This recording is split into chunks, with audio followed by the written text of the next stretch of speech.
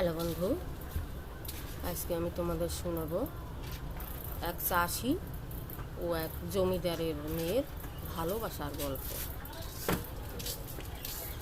এক চাষি আর এক জমিদারের মেয়ে, এরা দুজনে ভালোবাসতো বেশ কিছুদিন ধরেই ভালোবাসা। একদিন ওরা ওই জমিদার উনিও মারা গেলেন, আর ওর স্ত্রীও মারা গেল। এখন আছে ওর মেয়েটার দাদা আর বৌদি। এখন চাষির ছেলের সাথে জমিদারের মেয়ে পালিয়ে গেছে। পালিয়ে যাওয়ার পরে বেশ কিছুদিন হয়ে গেল। তারপরে জমিদারের ছেলের আবার একটা বাচ্চা হয়েছে। সবাইকে নিমন্ত্রণ করেছে, কিন্তু ওই বোনটাকে আর নিমন্ত্রণ করেনি। কারণ ওই যে চাষি ও লোকের জমি টমি চাষ ঠাস করতো, কিন্তু মানুষ হিসাবে খুবই ভালো, বউকে খুবই ভালোবাসতো।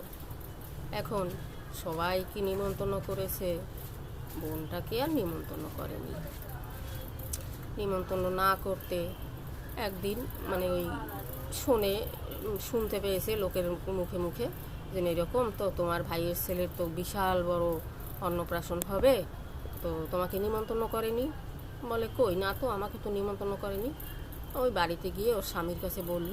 ওর স্বামী বলল যে ঠিক আছে, তাহলে কি করবে দেখো, তোমাকে তো নিমন্ত্রণ করলো না। বলে যাই হোক, আমি যাব। বোনটা গেল। বোনটা গিয়ে দাদা দাদা করে ডাকলো। দাদাটা আর কোনো উত্তর দিল না, দেখেও দেখলো না। ও আবার চলে আসলো। চলে এসে স্বামীর কাছে বলল।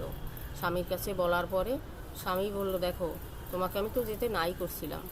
এবার বলছে দেখো গিন্নি, আমরা একটা কাজ করি, তুমি তো বেশ ভালো চাটনি বানাতে, আমের আচার বানাতে পারো, তাহলে আমি আম কিনে এনে দিই, তুমি আমের আচার বানাও। এবারে ও আমের আচার বানানো শুরু করলো। বেশ বছরখানিক ধরে বেশ আমের আচার বানালো। এবার ওই বটটা বিক্রি করতে করতে করতে করতে একদিন ওরা বেশ ভালো বড় লোক হয়ে গেল। তখন ওই ভাইয়ের ছেলেরও 1 বছর বয়স হয়ে গেল। তখন ও দাদা গিয়ে ওর বোনের বাড়িতে নিমন্ত্রণ করে আসলো।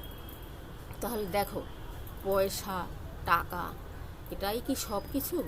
মানুষের আসল মেইন ভালোবাসা হলো তোমার বড়, সব থেকে বেশি ভালোবাসা হলো মানুষের ভালোবাসা।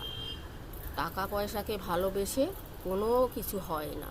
তবে হ্যাঁ, বাঁচতে গেলে টাকা পয়সারও দরকার। বন্ধুরা, আমার কেমন